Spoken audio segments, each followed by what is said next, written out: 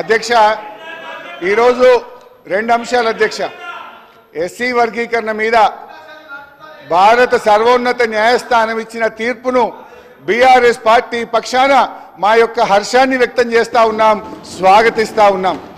అధ్యక్ష ఈ యొక్క వర్గీకరణ మీద మా ప్రభుత్వం ఏర్పడిన వెంటనే సభానాయకుడిగా కేసీఆర్ గారు 29 నవంబర్ 2014లో ఈ ఎస్సీ వర్గీకరణ వెంటనే చేయాలని ఆనాడు మా సభానాయకుడిగా కేసీఆర్ గారు ఈ సభలో తీర్మానాన్ని ప్రవేశపెట్టి కేంద్ర ప్రభుత్వానికి ఏకగ్రీవంగా ఈ వర్గీకరణ చేపట్టాలని చెప్పిన పార్టీ మా బీఆర్ఎస్ పార్టీ. తీర్మానం చేయడమే కాదు అధ్యక్ష, ఎస్సీ వర్గీకరణను వెంటనే చేపట్టాలని ఆ తీర్మానం కాపీని స్వయంగా కేసీఆర్ గారే తీసుకొని ఆనాటి ఉప ముఖ్యమంత్రిగా ఉన్న నాయకులను దళిత నాయకులందరినీ వెంట పెట్టుకొని వెళ్ళి ప్రధానమంత్రి గారిని స్వయంగా కలిసి దీని వర్గీకరణ యొక్క ఇంపార్టెన్స్ ను ఆ రోజు కేసీఆర్ గారు ప్రధాని గారికి వివరించడం జరిగింది. ప్రధానమంత్రి గారు ఆ రోజు కూడా చాలా స్పష్టంగా ఇది న్యాయమైన డిమాండ్ అని, దీన్ని తప్పకుండా పరిష్కరిస్తామని ప్రధానమంత్రి గారు కూడా ఆ రోజు సానుకూలంగా స్పందించారు అధ్యక్ష. అయితే అధ్యక్ష, ఈ వర్గీకరణ పోరాటం చాలా సుదీర్ఘమైన పోరాటం, ఎన్నో త్యాగాలు జరిగినాయి. ఎంతో మంది వర్గీకరణ కోసం గతంలో ప్రాణాలు అర్పించిన సంగతి కూడా మనకు తెలుసు.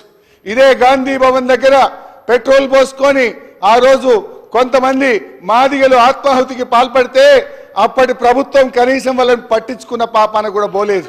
కానీ ఆ మాదిగలకు కేసీఆర్ గారు మా ప్రభుత్వం వచ్చిన వెంటనే వారందరికీ ఎక్స్గ్రేషియా ఇచ్చి ఆ కుటుంబాలను ఆదుకున్న పార్టీ బీఆర్ఎస్ పార్టీ, మా నాయకుడు కేసీఆర్ గారు అధ్యక్ష.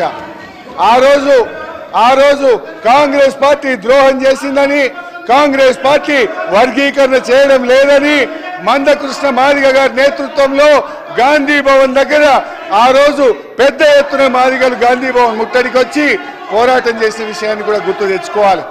ఆ రోజు అమరులైన కుటుంబాలను కేసీఆర్ గారి ప్రభుత్వం ఆ కుటుంబాలను ఆదుకున్న తప్ప గతంలో ఉన్న కాంగ్రెస్ ప్రభుత్వం ఆ పాపం అమరులైనటువంటి మాదిగ నేతలను పట్టించుకోకుండా వారికి అన్యాయం చేసినటువంటి పార్టీ కాంగ్రెస్ పార్టీ. బట్ ఏది ఏమైనా ఈ సందర్భం చాలా సంతోషమైనటువంటి సందర్భం, దశాబ్దాల కళ నెరవేరినటువంటి రోజు. అందువల్ల ఈ రోజు మా బీఆర్ఎస్ పార్టీ తరఫున సుప్రీంకోర్టు తీర్మానాన్ని మనస్ఫూర్తిగా స్వాగతిస్తా ఉన్నాం. ప్రభుత్వం ప్రవేశపెట్టిన స్కిల్ యూనివర్సిటీకి కూడా మా బీఆర్ఎస్ పార్టీ తరఫున సంపూర్ణమైన మద్దతును తెలియజేస్తా ఉన్నాం.